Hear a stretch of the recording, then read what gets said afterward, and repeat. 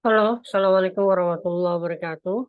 Kembali lagi bersama saya untuk menyampaikan terkait tentang jurnal.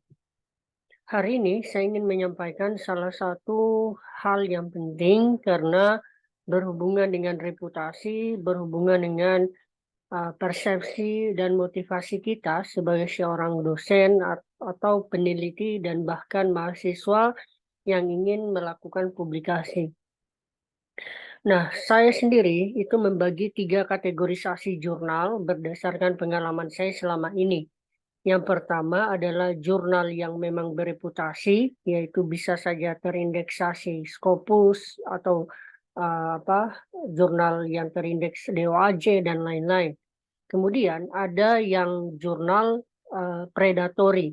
Nah, predatory juga ini adalah jurnal yang tergolong nilainya itu dia publish-nya cukup terpercaya, namun timeline-nya itu selalu selalu banyak sehingga reputasi dan kualifikasi dan kualitasnya itu bisa diragukan dan banyak yang tidak merekomendasikan jenis ini.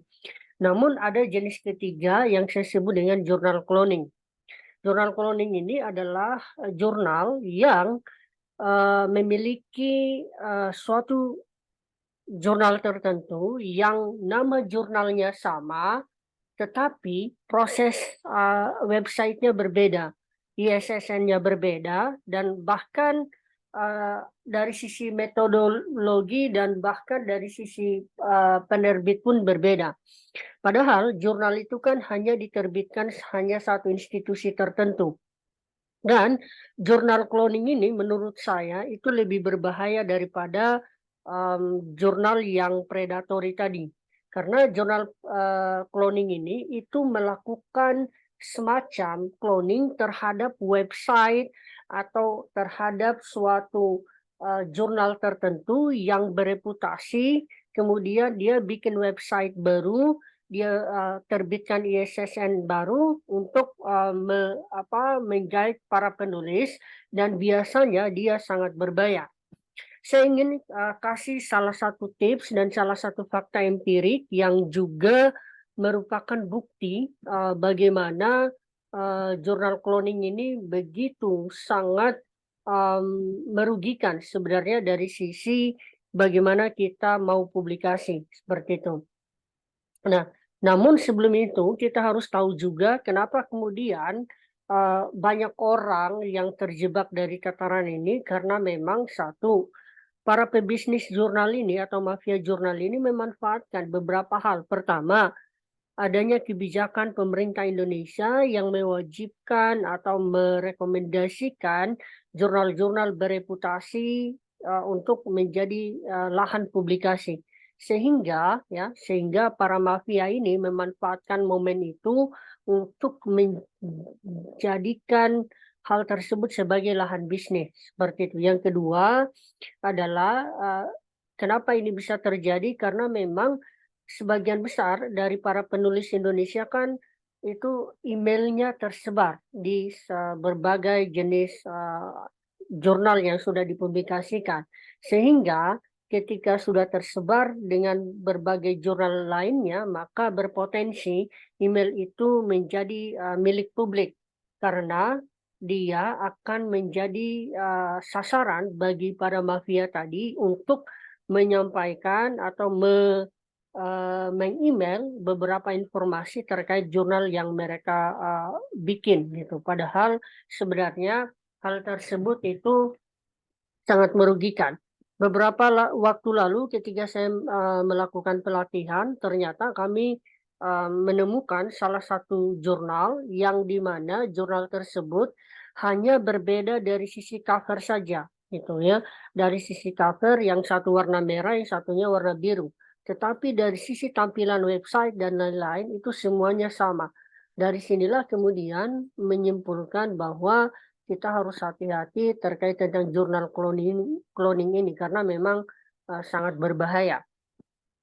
Nah, saya ingin kasih salah satu fakta empirik terkait tentang dugaan saya bahwa jurnal ini jurnal cloning. Nah, ini saya baru dapat email dari salah satu salah satu jurnal yang nama jurnalnya ini Studies in Symbolic Interaction. Nah, jurnal ini sebenarnya itu adalah jurnal yang memiliki reputasi yang baik. Bahkan tingkat kualitasnya itu sangat luar biasa dan diterbitkan oleh penerbit yang baik gitu. Namun ketika gitu ya, inilah salah satu faktanya kenapa kemudian kita ketika di-email oleh suatu email tertentu yang kemudian itu kita tidak kenal dan menyuruh kita untuk menulis gitu ya di jurnal ini, maka kita harus hati-hati. Misalnya ada juga ini salah satu jurnal yang juga meng-email saya gitu ya, ini nama ini ya International Journal Art and Social Science. Nah, kalau kita cek ini sebenarnya mirip juga dengan beberapa nama jurnal lain, tapi kalau kita lihat websitenya ini sangat meragukan. Dan kalau yang ini itu saya kategorikan predatory. Kalau yang tadi gitu ya, yang jurnal tadi itu saya kategorikan sebagai jurnal yang jurnal yang cloning. Bagaimana mengeceknya agar dia cloning atau dia predatory gitu.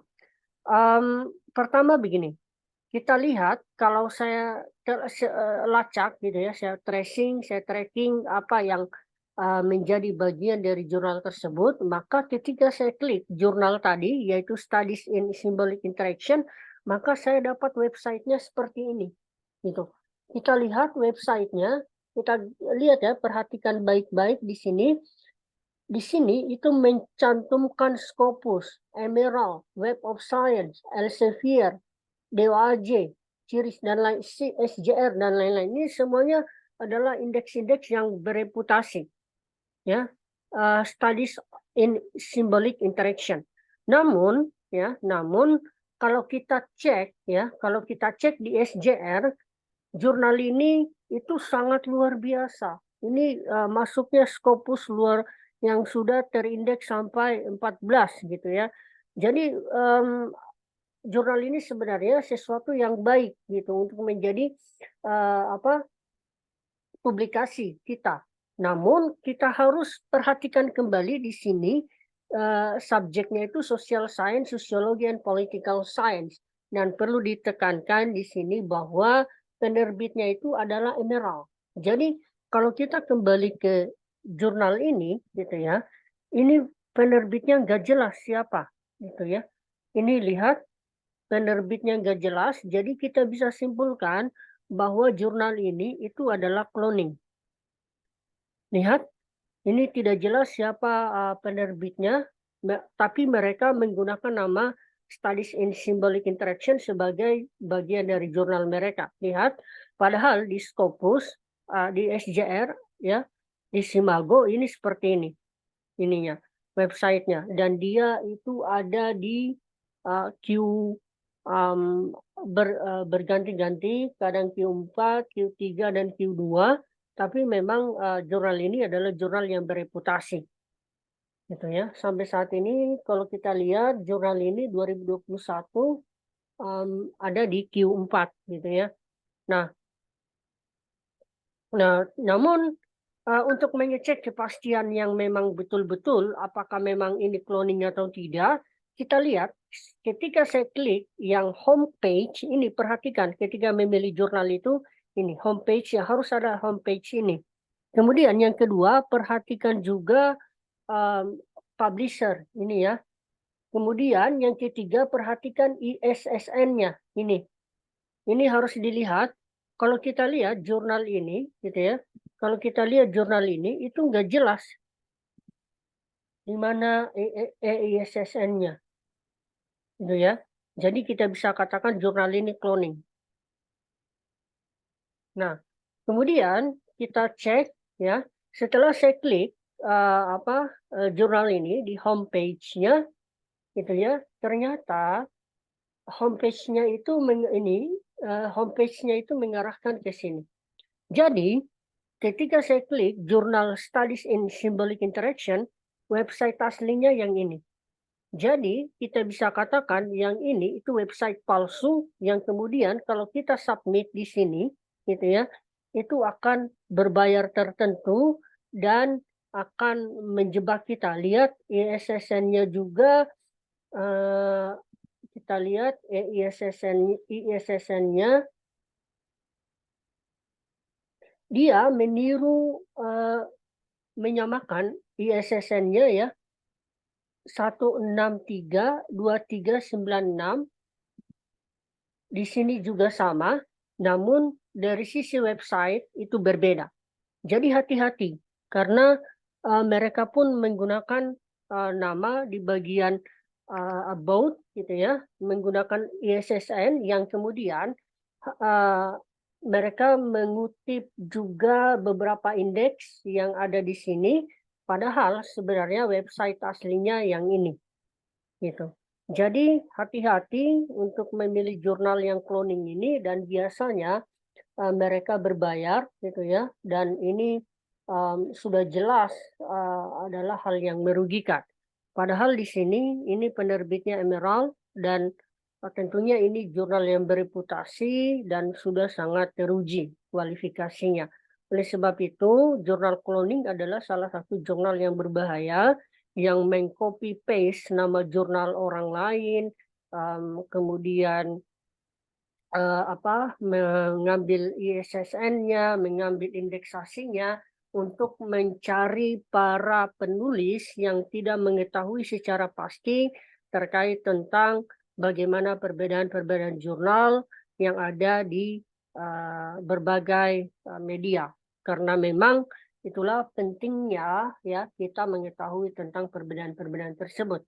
Jadi hati-hati karena apalagi teman-teman yang sosiologi dan political science gitu ya, ya ketika di-email dengan jurnal yang ditujukan kepada ini, maka sebenarnya ini bukan website asli, tetapi inilah yang menjadi bagian dari website asli, Studies in Symbolic Interaction, yang jurnal ini merupakan jurnal Scopus terindeks Q4, dan yang ini itu adalah, jurnal yang bisa kita katakan tidak memiliki apa-apa. Saya pikir itu, mudah-mudahan dapat, dipahami dan dimengerti sehingga tidak salah memilih jurnal tertentu. Terima kasih.